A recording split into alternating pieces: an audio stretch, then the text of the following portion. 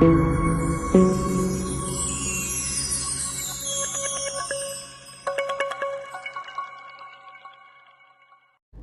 सत्कारयोग सतगुरां दी साजी निवाजी गुरु रूप प्यारी गुरु सवारी साध संगत जी,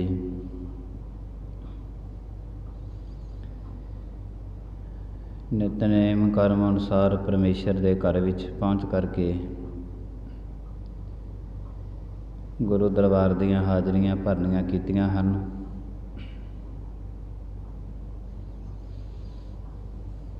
परमेश्वर दे घर दी सत संगत हर एक मनुख की इच्छा हुंदी है कि मैं सत संगत करां तां कि मेरे जीवन काल दे विचों किसे नूं भी मैं आर्थिक समाजक सरीरक चोट ना पड़ावां।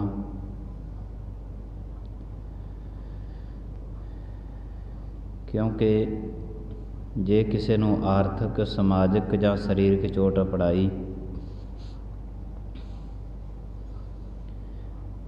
कई गुणा वध के वो मनुख की झोली दे विच वापस पैंदी है। दुखां दे वधन दा कारण इहो ही है कि मनुख खुश हुंदा है, बागो बाग हुंदा है किसे नूं चोट अपड़ा के।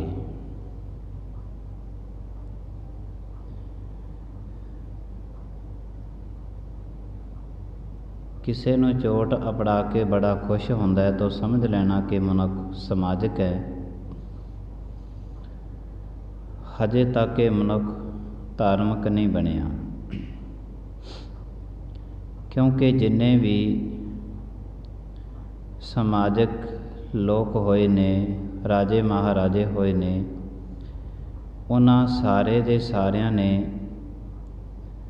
रब दे भगतां नूं चोटां अपड़ाईयां ने।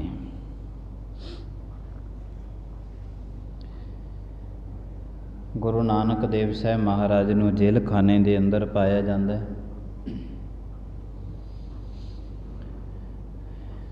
गुरु अर्जन देव साहब जी महाराज नूं तत्ती तवी ते बिठाया गया। छेवीं जोत हरगोबिंद साहब जी महाराज नूं गवालियर किले दे विच बंद किया गया।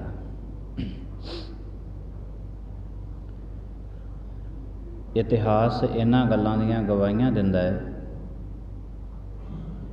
कि जिन्हें भी अज तक किसी नूं समाजिक जां सरीरक चोट अपड़ाई है ना, वो मनुख आप कदी भी समाज दे विच सुखी नहीं हो सकिया। ते जिसने घर घर दे विच जाके दर्द वंडाया है, दुनिया अज उन्हां दी नाम दी पूजा करदी है।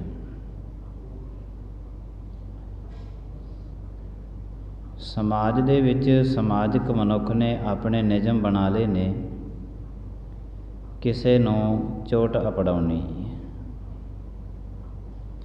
भावें वो आर्थिक होवे, समाजिक होवे, भावें शरीर की चोट होवे।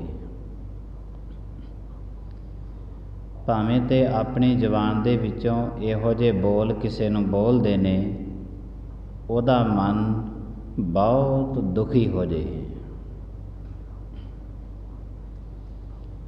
तो किसे नूं बोल बोल के किसे नूं दुखी करके आप ये मनुख सुखी हुंदा है। अक्सर दुनिया ये बोल जिहड़े है वो बोलती रहती है, ते जिहड़े बोल साडी जबान दे विचों निकले ने वो बोलां ने अगर वाई जे किसी नूं दुख दिता है तो समझ लेना कि वो बोल वापस मुड़ के साडी झोली दे विच पैणे ने। साडे बोलां करके जिन्ना साडे सामने वाला मनुख दुखी होया है उस तो अत्यंत दुखी असीं होवांगे। ਸਮਾਂ ਤੇ ਪਵੇਗਾ, ਕਿਉਂਕਿ ਬੀਜ ਅੱਜ ਬੀਜਿਆ ਪੁੰਗਰੇਗਾ, ਬੂਟਾ ਬਣੇਗਾ, ਫਲਦਾਰ ਹੋਵੇਗਾ, ਅਤੇ ਉਹ ਫਲ ਤੇ ਮਨੁੱਖ ਨੂੰ ਖਾਣੇ ਪੈਂਦੇ ਨੇ ਜਿਹੜਾ ਬੀਜ ਇਹਨੇ ਆਪ ਬੀਜਿਆ ਸੀ। ਗੁਰੂ ਸਾਹਿਬ ਜੀ ਮਹਾਰਾਜ ਤੇ ਐਲਾਨੀਆਂ ਕਹਿੰਦੇ ਨੇ, ਆਪ ਬੀਜ ਆਪੇ ਹੀ ਖਾਹੋ, ਨਾਨਕ ਹੁਕਮੀ ਆਵਹੋ ਜਾਹੋ। ਕਿਸੇ ਨੂੰ ਅੱਜ ਬੋਲ ਬੋਲ ਕੇ ਕਿਸੇ ਦਾ ਮਨ ਦੁਖੀ ਕੀਤਾ ਹੈ, ਆਉਣ ਵਾਲੇ ਸਮੇਂ ਦੇ ਵਿੱਚ ਆਪ ਵੀ ਬੜਾ ਦੁਖੀ ਹੋਵੇਗਾ। ਕਿਸੇ ਨੂੰ ਬੋਲ ਬੋਲ ਕੇ ਉਹਦੇ ਮਨ ਨੂੰ ਠੇਸ ਅਪੜਾਉਣੀ। ਦੂਸਰਾ, ਕਿਸੇ ਦੇ ਸਰੀਰ 'ਤੇ ਚੋਟ ਲਾ ਕੇ ਕਿਸੇ ਦੇ ਸਰੀਰ ਨੂੰ ਦੁਖੀ ਕਰਨਾ। ਅਕਸਰ ਦੁਨੀਆ ਜੇ ਇਕੱਲੇ ਬੋਲਾਂ ਦੇ ਨਾਲ ਗੱਲ ਨਾ ਬਣੇ ਨਾ, ਫਿਰ ਇਹ ਸਰੀਰਕ ਚੋਟ ਅਪਣਾਉਣ ਦੇ ਯਤਨ ਕਰਦੇ ਨੇ ਕਿ ਕਿਵੇਂ ਨਾ ਕਿਵੇਂ ਸਰੀਰਕ ਚੋਟ ਅਪਣਾਈ ਜਾਵੇ। ਜਦ ਬੋਲਾਂ ਦੇ ਨਾਲ ਗੱਲ ਨਹੀਂ ਬਣੀ, ਸਮਝ ਲੈਂਦਾ ਮਨੁੱਖ ਕਿ ਮੈਂ ਬੋਲ ਤੇ ਬਹੁਤ ਬੋਲ ਗਿਆ, ਪਰ ਇਹ ਤੇ ਦੁਖੀ ਨਹੀਂ ਹੋਇਆ, ਨਹੀਂ ਦੁਖੀ ਹੋਇਆ, ਫਿਰ ਇਹ ਉਹਨੂੰ ਸਰੀਰਕ ਚੋਟ ਅਪਣਾਉਣ ਦੇ ਯਤਨ ਕਰਦਾ ਹੈ, ਫਿਰ ਉਹਨੂੰ ਸਰੀਰਕ ਚੋਟ ਅਪਣਾਉਂਦਾ ਹੈ। ਜਦ ਕਿਸੇ ਨੂੰ ਸਰੀਰਕ ਚੋਟ ਅਪਣਾਈ ਹੈ, ਅਗਰਵਾਈਜ਼ ਜੇ ਉਹ ਮਨੁੱਖ ਸਰੀਰਕ ਚੋਟ ਕਾਰਨ ਕਰਕੇ ਜਿੰਨਾ ਟਾਈਮ ਉਹ ਦੁਖੀ ਹੋਇਆ ਹੋਵੇਗਾ, ਸੱਚ ਜਾਣੀ ਉਦੋਂ ਦੁੱਗਣਾ ਟਾਈਮ ਤੋਂ ਦੁਖੀ ਹੋਣਾ ਹੈ। ਮਨੁੱਖਤਾ ਦੇ ਇਹ ਸਵਾਲਾਂ ਦੇ ਘੇਰੇ ਦੇ ਵਿੱਚ ਵੀ ਗੱਲ ਆਉਂਦੀ ਹੈ ਕਿ ਫਲਾਨਾ ਮਨੁੱਖ ਤੇ ਬੜੇ ਪਾਪ ਕਰਮ ਕੀਤੇ ਸੀ, ਮਾੜੇ ਕਰਮ ਕੀਤੇ ਸੀ, ਉਹ ਤੇ ਤੁਰਿਆ ਜਾਂਦਾ ਇਸ ਸੰਸਾਰ ਦੇ ਵਿੱਚੋਂ ਅਲਵਿਦਾ ਹੋ ਗਿਆ, ਅਲਵਿਦਾ ਹੋ ਗਿਆ।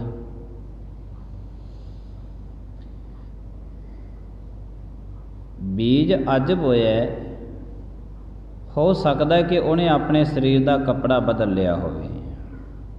ਆਉਣ ਵਾਲੀ ਇੱਕ ਪੀੜ੍ਹੀ, ਆਉਣ ਵਾਲੀਆਂ 2 ਪੀੜ੍ਹੀਆਂ, ਅਕਸਰ ਤੀਜੀ ਚੌਥੀ ਪੀੜ੍ਹੀ ਦੇ ਵਿੱਚ ਜਾ ਕੇ ਸਭ ਕੁਝ ਖਤਮ ਹੋ ਜਾਣਾ ਹੈ। ਸਰੀਰਕ ਚੋਟ ਨਹੀਂ ਅਪਣਾਉਣੀ, ਕਿਉਂਕਿ ਗੁਰੂ ਸਾਹਿਬ ਜੀ ਮਹਾਰਾਜ ਜੀ ਭਾਵੇਂ ਇਹ ਦੇਖਣ ਅਤੇ ਸੁਣਨ ਦੇ ਵਿੱਚ ਇਹ ਗੱਲਾਂ ਸਾਨੂੰ ਛੋਟੀਆਂ ਲੱਗਦੀਆਂ ਨੇ, ਇਹ ਤੇ ਸੰਸਾਰੀ ਮਨੁੱਖ ਕਹਿ ਦਿੰਦਾ ਨੋਰਮਲ ਗੱਲ ਹੈ, ਪਰ ਨਹੀਂ, ਛੋਟੀ ਛੋਟੀ ਗੱਲ ਤੋਂ ਵੀ ਗੁਰੂ ਗ੍ਰੰਥ ਸਾਹਿਬ ਜੀ ਮਹਾਰਾਜ ਸਾਨੂੰ ਸੁਚੇਤ ਕਰਦੇ ਨੇ, ਕਿਉਂਕਿ ਛੋਟੀ ਗੱਲ ਜਿਹੜੀ ਅੱਜ ਕਿਸੇ ਨੂੰ ਇੱਕ ਚੋਟ ਅਪਣਾਈ ਹੈ, ਆਉਣ ਵਾਲੇ ਸਮੇਂ ਦੇ ਵਿੱਚ ਹੋਰ ਚੋਟਾਂ ਅਪਣਾਏਗਾ, ਸੁਭਾਅ ਬਣ ਜੂ ਤੇਰਾ, ਬਦਲਿਆ ਨਹੀਂ ਜਾਣਾ। ਫਿਰ ਤੋਂ ਆਪਣੀ ਜ਼ਿੰਦਗੀ ਦਾ ਇੱਕ ਅਹਿਮ ਹਿੱਸਾ ਰੱਖੇਗਾ ਕਿ ਮੈਂ ਕਿਸੇ ਨੂੰ ਦੁਖੀ ਕਰਕੇ ਤੇ ਆਪ ਸੁਖੀ ਹੋਣਾ। ਮਨੁੱਖਾਂ ਦੀ ਫਿਤਰਤ ਬਣੀ ਹੋਈ ਹੈ, ਕਹਿ ਸਕਦੇ ਹਾਂ ਕਿ ਤਕਰੀਬਨ 90-95% ਲੋਕ ਐਸੇ ਨੇ ਜਿਹੜੇ ਕਿਸੇ ਨੂੰ ਦੁਖੀ ਕਰਕੇ ਆਪ ਸੁਖੀ ਹੋਣ ਦੇ ਯਤਨ ਕਰਦੇ ਨੇ। ਗੁਰੂ ਗ੍ਰੰਥ ਸਾਹਿਬ ਜੀ ਮਹਾਰਾਜ ਦੀ ਗੁਰਬਾਣੀ ਇਹਨਾਂ ਗੱਲਾਂ ਤੋਂ ਸੁਚੇਤ ਕਰਕੇ ਮਨੁੱਖ ਨੂੰ ਰੋਕਦੀ ਹੈ, ਰੋਕਦੀ ਹੈ ਕਿ ਤੂੰ ਇਹ ਕਰਮ ਬਿਲਕੁਲ ਵੀ ਨਾ ਕਰ, ਬਿਲਕੁਲ ਨਾ ਕਰ। ਜੇ ਇਹ ਕਰਮ ਤੋਂ ਕੀਤਾ, ਇਹ ਕਰਮ ਕਰਨ ਦਾ ਇਸੇ ਲਾਈਨ ਤੇ ਚੱਲ ਪਿਆ, ਤੇਰਾ ਸੁਭਾਅ ਬਣ ਗਿਆ, ਤਾਂ ਫਿਰ ਇਹ ਤੇਰਾ ਕਰਮ ਜਿਹੜਾ ਹੈ ਉਹ ਬਦਲਿਆ ਨਹੀਂ ਜਾਣਾ। 2.5 ਕਰੋੜ ਬੰਦੇ ਨੂੰ ਖਤਮ ਕਰਕੇ ਹਿਟਲਰ ਉੱਚੀ ਉੱਚੀ ਬੋਲ ਬੋਲ ਕੇ ਬੜਾ ਹੱਸਿਆ ਸੀ ਤੇ ਨੱਚਿਆ ਸੀ।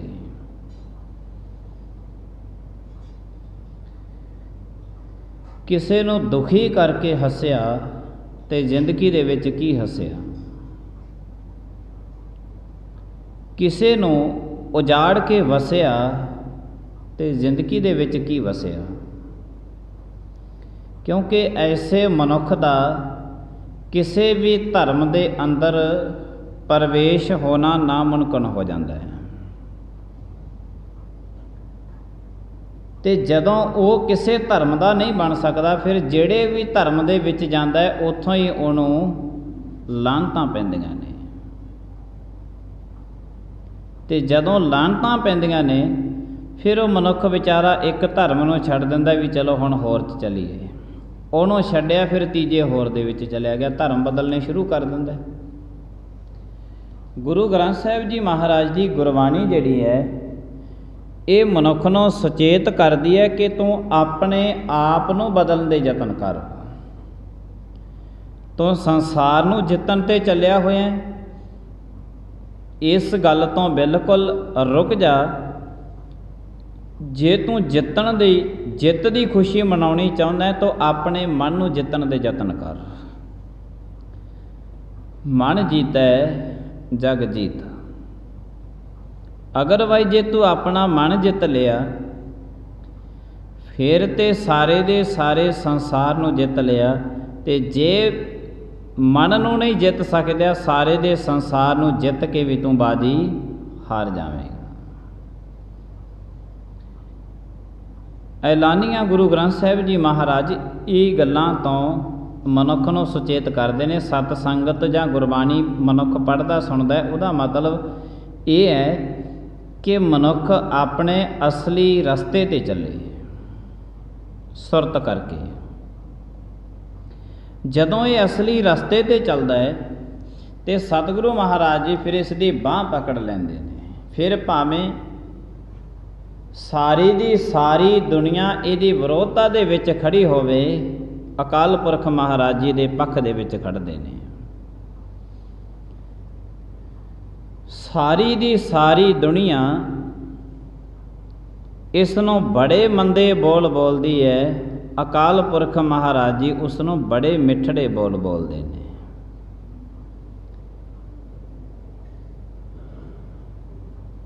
ਨਾਮਦੇਵ ਦੀ ਛੰਨ ਬੰਨ੍ਹਣ ਵਾਸਤੇ ਵੀ ਪਰਮਾਤਮਾ ਖੁਦ ਆਪ ਧਰਤੀ 'ਤੇ ਆਉਂਦੇ ਨੇ, ਛੰਨ ਬੰਨ੍ਹ ਕੇ ਦਿੰਦੇ ਨੇ। ਧੰਨਾ ਜੱਟ ਖੇਤਾਂ ਦੇ ਵਿੱਚ ਹਲ ਵਾਹੁਣ ਲੱਗਿਆ,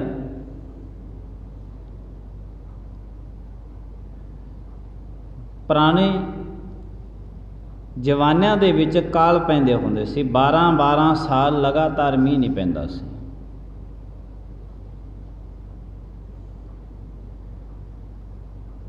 ਤੇ ਉਹ ਪੋਰ ਦੇ ਵਿੱਚ ਦੀ ਜਦ ਕੁਛ ਖੜਾਕ ਆਉਂਦਾ ਦਿਸਿਆ ਤੇ ਨੇੜਲੇ ਮਨੁੱਖ ਨੇ ਪੁੱਛਿਆ, ਕਹਿੰਦੇ ਧੰਨਿਆ ਕੀ ਬੀਜ ਰਿਹਾ ਹੈ? ਧੰਨਾ ਕਹਿਣ ਲੱਗਿਆ, ਜੀ ਮੈਂ ਆਪਣੇ ਖੇਤ ਦੇ ਵਿੱਚ ਮੋਠ ਬੀਜ ਰਿਹਾ, ਮੋਠ ਬੀਜ ਰਿਹਾ। ਜਦ ਮੋਠ ਬੀਜ ਰਿਹਾ, ਕਹਿੰਦੇ ਇਹ ਖੜਾਕ ਤੇ ਮੋਠਾਂ ਦਾ ਨਹੀਂ ਆਉਂਦਾ, ਕਿਉਂਕਿ ਪੁਰਾਣੇ ਜ਼ਮਾਨਿਆਂ ਦੇ ਜਿਹੜੇ ਮਨੁੱਖ ਹੁੰਦੇ ਸਨ ਉਹਨਾਂ ਦੀ ਉਹੋ ਜਿਹੀ ਸੋਚਣੀ ਸ਼ਕਤੀ ਬੜੀ ਤੇਜ਼ ਹੁੰਦੀ ਸੀ। ਪੋਰ ਦੇ ਵਿੱਚ ਦੀ ਲੰਘਿਆ ਹੋਇਆ ਬੀਜ ਦਾ ਖੜਾਕ ਸੁਣ ਕੇ ਹੀ ਦੱਸ ਦਿੰਦੇ ਸਨ ਕਿ ਕਿਹੜਾ ਬੀਜ ਬੀਜ ਰਹੇ ਹਾਂ। ਧੰਨਿਆ ਜਦ ਕੋਲ ਜਾ ਕੇ ਦੇਖਿਆ, ਕਹਿੰਦੇ ਇਹ ਤੇ ਰੋੜ ਨੇ, ਰੋੜ ਨੇ। ਇਹ ਤੇ ਪੋਰ ਵਿੱਚ ਦੀ ਲੰਘਦਿਆਂ ਹੋਇਆਂ ਖੜਾਕ ਹੁੰਦਾ, ਪਤਾ ਲੱਗਦਾ ਕਿ ਰੋੜ ਹੈ। ਤੂੰ ਕਹਿ ਰਿਹਾ ਮੋਠ ਬੀਜ ਰਿਹਾ ਮੈਂ। ਧੰਨਾ ਕਹਿਣ ਲੱਗਿਆ, ਇਹ ਕਿਰਤ ਕਮਾਈ ਕਰਨੀ ਕਰਮ ਮੇਰਾ, ਫਲ ਲਾਉਣਾ ਕਰਮ ਪਰਮਾਤਮਾ ਦਾ ਹੈ।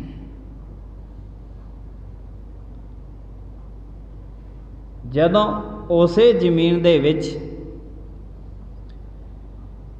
ਅਕਾਲ ਪੁਰਖ ਦੀ ਕਿਰਪਾ ਹੋਈ ਤੇ ਜਿੱਥੇ ਉਹ ਕਹਿ ਰਿਹਾ ਸੀ ਕਿ ਰੋੜ ਬੀਜ ਰਿਹਾ, ਉਸੀ ਜਗ੍ਹਾ ਤੇ ਬੜੇ ਸੁਹਾਵਣੇ ਮੋਠ ਪੈਦਾ ਹੋਏ ਨੇ।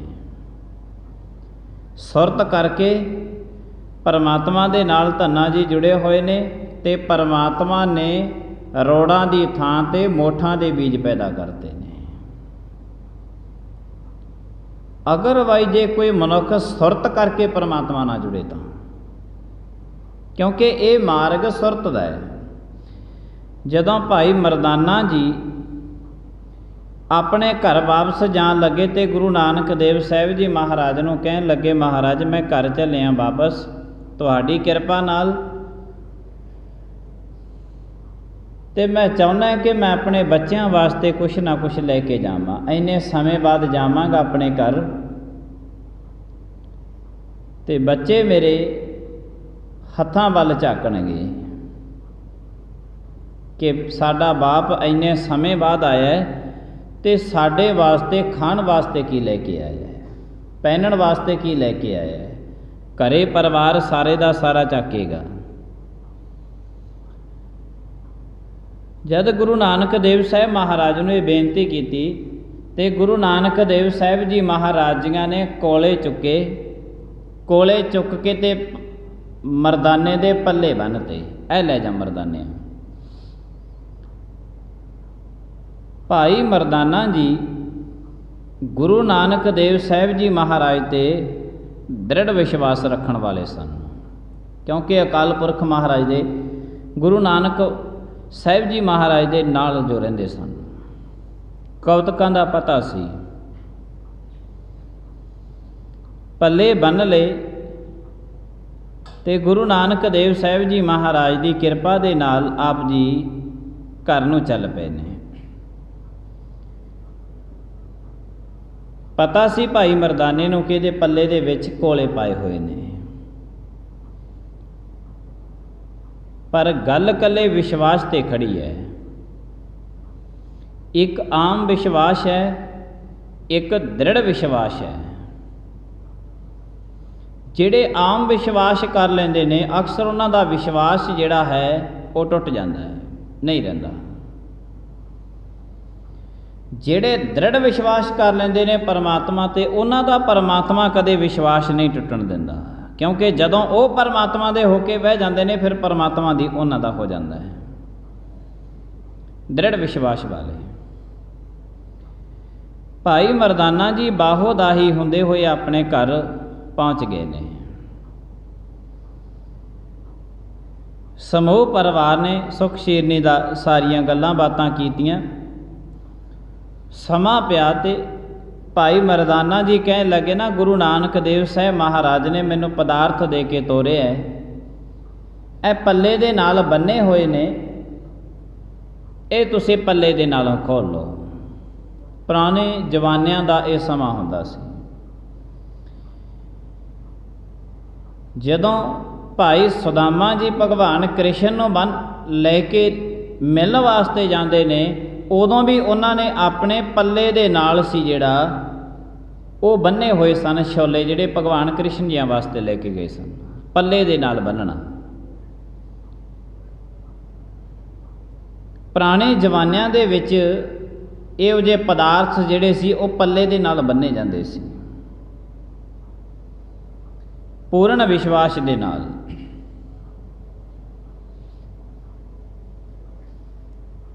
ਭਾਈ ਮਰਦਾਨਾ ਜੀ ਜਦ ਕੁਝ ਸਮਾਂ ਪਿਆ ਤੇ ਕਹਿਣ ਲੱਗੇ, ਗੁਰੂ ਨਾਨਕ ਮਹਾਰਾਜ ਨੇ ਪਦਾਰਥ ਭੇਜੇ ਨੇ ਤੁਹਾਡੇ ਵਾਸਤੇ।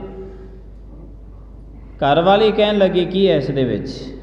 ਭਾਈ ਮਰਦਾਨਾ ਜੀ ਕਹਿਣ ਲੱਗੇ, ਮੈਨੂੰ ਤੇ ਪਤਾ ਨਹੀਂ ਅਕਾਲ ਪੁਰਖ ਨੇ ਕੀ ਕਿਰਪਾ ਕੀਤੀ ਹੈ, ਤੇ ਤੁਸੀਂ ਆਪ ਹੀ ਖੋਲ੍ਹ ਕੇ ਦੇਖ ਲਓ ਕਿ ਇਹਦੇ ਵਿੱਚ ਕੀ ਗੁਰੂ ਨਾਨਕ ਦੇਵ ਸਾਹਿਬ ਮਹਾਰਾਜ ਨੇ ਤੁਹਾਡੇ ਵਾਸਤੇ ਭੇਜਿਆ। ਜਦ ਇਹ ਗੱਲ ਸੁਣ ਕੇ ਉਹਨੇ ਉਹ ਪੱਲੇ ਦਾ ਗੱਠ ਖੋਲ੍ਹੀ ਹੈ, ਤੇ ਗੱਠ ਖੋਲ੍ਹਦਿਆਂ ਹੀ ਉਹਦੇ ਵਿੱਚੋਂ ਅਨੇਕਾਂ ਤਰ੍ਹਾਂ ਦੀਆਂ ਮੋਹਰਾਂ ਪਈਆਂ ਨੇ।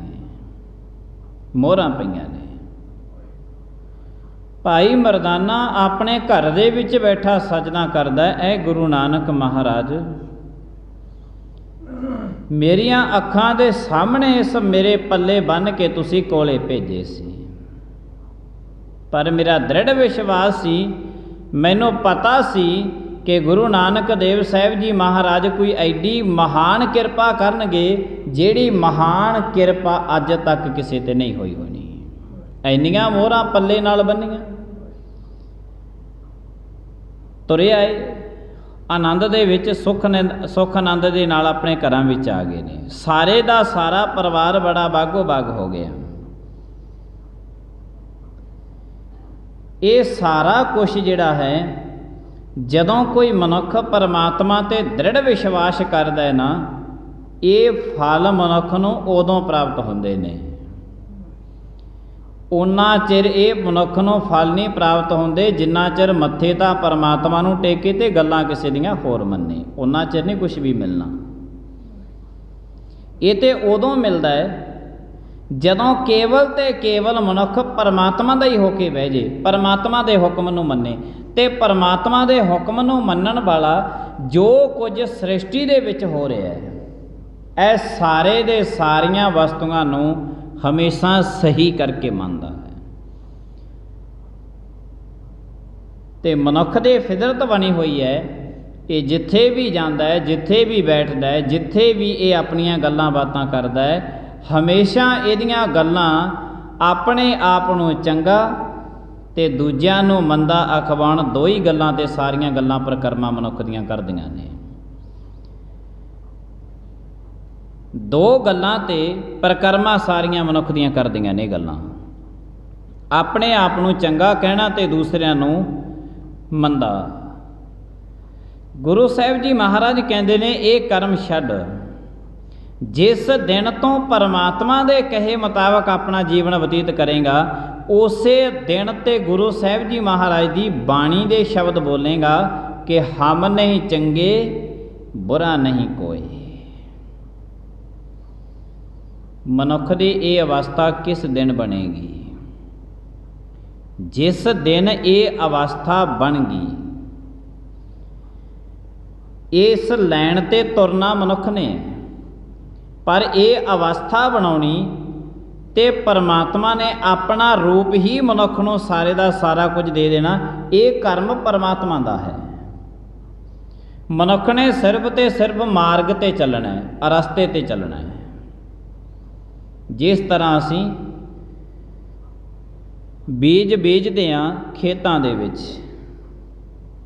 ਕਣਕ ਬੀਜੀ ਹੈ, ਬੀਜਣਾ ਕਰਮ ਮਨੁੱਖ ਦਾ ਹੈ, ਉਹਦੇ ਸਾਂਭ ਸੰਭਾਲ ਕਰਨੀ ਕੰਮ ਬੰਦੇ ਦਾ ਹੈ, ਉਹਨੂੰ ਵੱਢਣਾ ਕੰਮ ਬੰਦੇ ਦਾ ਹੈ, ਉਹਨੂੰ ਘਰ ਦੇ ਵਿੱਚ ਲੈ ਕੇ ਆਉਣਾ ਬੰਦੇ ਦਾ ਕੰਮ ਹੈ, ਉਹਦਾ ਆਟਾ ਤਿਆਰ ਕਰਨਾ ਕੰਮ ਬੰਦੇ ਦਾ ਹੈ। ਪਰ ਉਸ ਦਾਣਿਆਂ ਦੇ ਵਿੱਚ ਤਾਕਤ ਪਾਉਣੀ ਤੇ ਬੰਦੇ ਨੂੰ ਤਾਕਤਵਰ ਬਣਾਉਣਾ, ਇਹ ਕੰਮ ਬੰਦੇ ਦਾ ਨਹੀਂ ਹੈ, ਇਹ ਕੰਮ ਪਰਮਾਤਮਾ ਦਾ ਹੈ। ਤੇ ਪਰਮਾਤਮਾ ਬਾਖੂਬੀ ਇਹਨਾਂ ਕਰਮਾਂ ਨੂੰ ਕਰ ਰਹੇ ਨੇ। ਮਨੁੱਖ ਫਿਰ ਵੀ ਨਹੀਂ ਸਮਝਦਾ, ਫਿਰ ਵੀ ਕਹਿ ਦਿੰਦਾ ਹੈ ਕਿ ਜੇ ਇਹ ਸਾਰੇ ਦਾ ਸਾਰਾ ਕੁਝ ਮੈਂ ਕੀਤਾ ਹੈ, ਲੈ ਜੇ ਕਣਕ ਦੇ ਦਾਣਿਆਂ ਦੇ ਵਿੱਚ ਪਰਮਾਤਮਾ ਤਾਕਤ ਨਾ ਪਾਉਂਦੇ, ਕਣਕ ਕਿਹੜੇ ਕੰਮ ਦੀ ਸੀ? ਇਹ ਸਾਰੇ ਦੇ ਸਾਰੇ ਕੁਦਰਤ ਦੇ ਨਿਯਮ ਅਤੇ ਪਰਮਾਤਮਾ ਦੀ ਕਿਰਪਾ ਦੇ ਨਾਲ ਸਭ ਕੁਝ ਹੋ ਰਿਹਾ ਹੈ।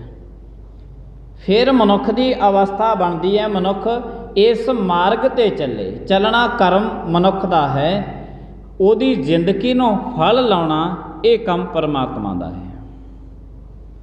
ਤੇ ਫਲ ਤੇ ਉਹਦੀ ਜ਼ਿੰਦਗੀ ਨੂੰ ਲੱਗ ਜਾਂਦੇ ਨੇ। ਜਿਹੜਾ ਕੋਈ ਗੁਰਬਾਣੀ ਨੂੰ ਸਿਲਸਿਲਾਵਾਰ ਪੜ੍ਹਦਾ ਹੈ, ਗੁਰਬਾਣੀ ਨੂੰ ਸੁਣਦਾ ਹੈ, ਕੋਈ ਕਥਾ ਕਰਦਾ ਹੈ, ਕੋਈ ਕਥਾ ਸੁਣਦਾ ਹੈ, ਅਕਸਰ ਐਸੇ ਮਨੁੱਖਾਂ ਦੀ ਜਿਹੜੀ ਜ਼ਿੰਦਗੀ ਹੈ ਉਹ ਬਦਲਾਅ ਦੇ ਵਿੱਚ ਆ ਜਾਂਦੀ ਹੈ, ਬਦਲਾਅ ਦੇ ਵਿੱਚ ਆਉਂਦੀ ਹੈ, ਨਿਮਰਤਾ ਦੇ ਵਿੱਚ ਆ ਜਾਂਦੀ ਹੈ, ਖਿਮਾ ਦੇ ਵਿੱਚ ਆ ਜਾਂਦੀ ਹੈ, ਭਰੋਸੇ ਦੇ ਵਿੱਚ ਆ ਜਾਂਦੀ ਹੈ, ਸ਼ਰਧਾ ਦੇ ਵਿੱਚ ਆ ਜਾਂਦੀ ਹੈ।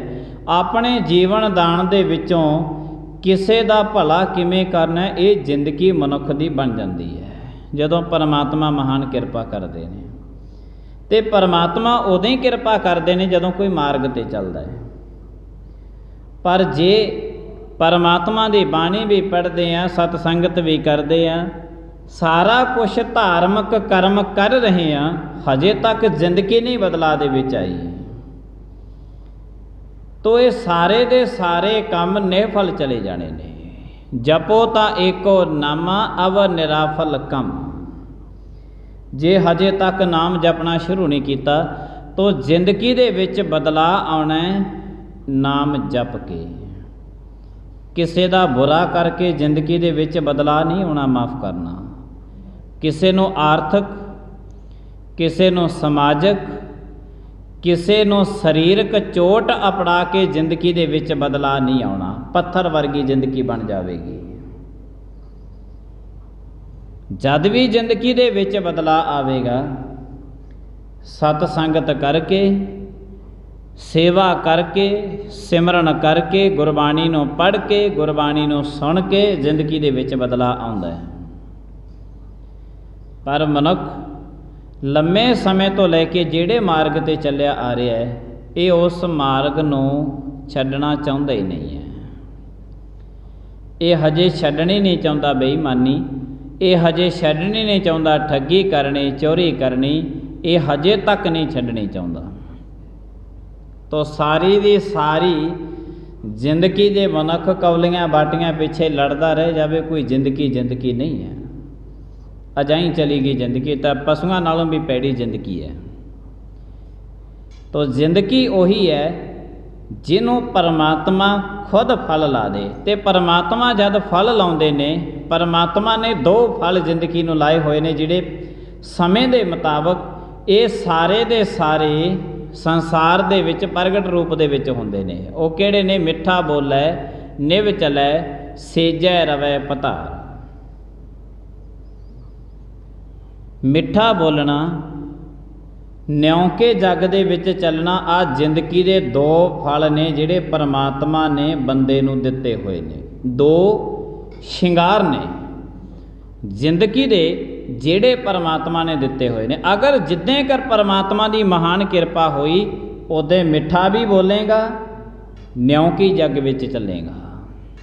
ए दो गल्लां जिंदगी दे विच आउणगियां। मिठा बोलै निव चलै, सेजै रवै पतार। वरना जे हजे तक परमात्मा दे नाल नहीं जुड़िया, परमात्मा दे दसे हुए मार्ग ते नहीं चलिया, तो हजे तक भी क्रोध दे वस पै के बिल्कुल आकड़ के चलेगा। तो जिथे मिठा बोलन की गल आउंदी है, ये तो भुल जे, मिठा तो बोलन जानदा ही कोई नहीं है। लगातार 20-20, 50-50 साल बाणी पढ़ी है, बाणी सुनी है, सेवा की है, सिमरन की है, मिठा तो हजे तक नहीं बोलना सीखिया। मिठास भरे शब्द बोलने ने। गुरु साहिब जी महाराज कहते ने कि ये दो शिंगार जिंदगी दे ने, तैनूं जिहड़े परमात्मा वालों मिले हुए ने। ते ये संसार दे विच उसे दिन ही तेरी देही दे विचों प्रगट हो जाणगे, जिस दिन परमात्मा की महान बख्शिश तेरे ते होनी है। गुरु साहिब जी महाराज किरपा करते ने। जिहड़ी अहम जिंदगी का हिस्सा बचिया है, असी नित्ता प्रति यतन करते हैं कि वो परमात्मा के चरणों के विच बैठ करके, सिमरन करके, बंदगी करके, कुछ ना कुछ जिंदगी का अहम हिस्सा जिहड़ा वो सफलिया करिए। क्योंकि परमात्मा के घर दे विच चल के आउणा भी एक सिमरन है, परमात्मा के घर दे विच बैठ के सुनना भी एक सिमरन है, परमात्मा की गोद विच बैठ के बोलना भी एक सिमरन है। यह सारी की सारी सिमरन के बंदगी दे विच आउंदे ने। काम धंधे करदियां करदियां सुरत परमात्मा के घर दे विच चल रही है, तो सिमरन ते लगातार चल रही है। गुरु साहिब जी महाराज किरपा करन, सिमरन की बंदगी करन दी दात हर एक नूं बख्शिश करन। भुल्लां चुकां दी खिमा। आईयां संगतां दा धन्नवाद। समाप्ति का टाइम। प्रेम दे नाल सारी संगत बुलाए। फतेह। वाहिगुरू जी का खालसा, वाहिगुरू जी की फतेह।